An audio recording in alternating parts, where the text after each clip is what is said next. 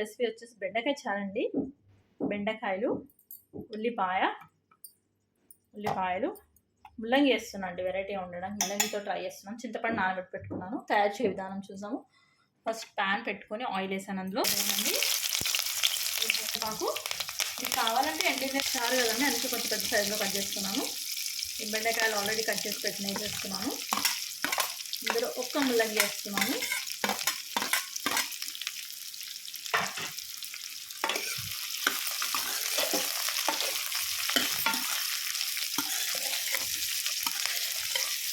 సరిపోయేంత సాల్ట్ అండి,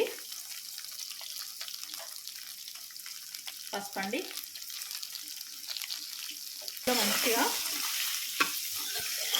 గోలాలండి. ఆయిల్లో మంచిగా మగ్గించుకోండి. కొంచెం అల్లం వెల్లిగడ్డ పేస్ట్ అండి,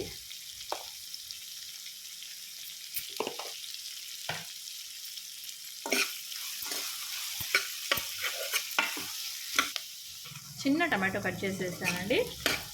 ఎందుకంటే మనం ఇందులో చింతపండు వేస్తున్నాం కదా, అందుకని నేను ఎక్కువ టమాటో వేయట్లేను. చిన్న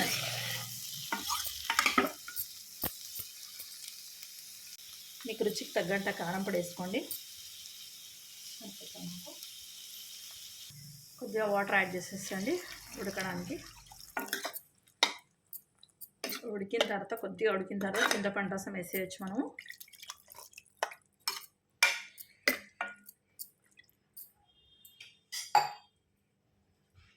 చూడండి మగ్గుతుంది ఇలా.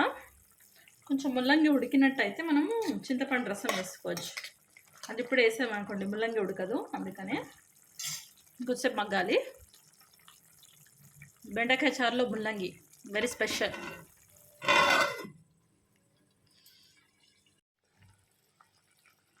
ఉడికించి చూడండి. ఇందులో కావాలంటే మీరు బియ్యం పొడి యాడ్ చేసుకోవచ్చు.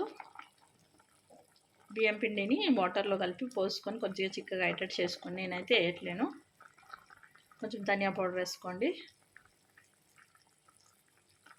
శనగపిండి అయినా బియ్యం పిండి అయినా ఏదైనా కొంచెం ఒక 2 టేబుల్ స్పూన్స్ తీసుకొని అందులో వాటర్ వేసి కలుపుకొని ఆ మిశ్రమాన్ని మనం ఈ చారులో వేసుకోవాలండి. వేసుకుంటే చిక్కగా అవుతుంది. మీకు స్విచ్ ఆఫ్ చేసుకుంటే సరిపోతుందండి. Thank you for watching. మీకు కనుక నచ్చినట్లయితే ఛానల్ సబ్స్క్రైబ్ చేసుకోండి. Thank you.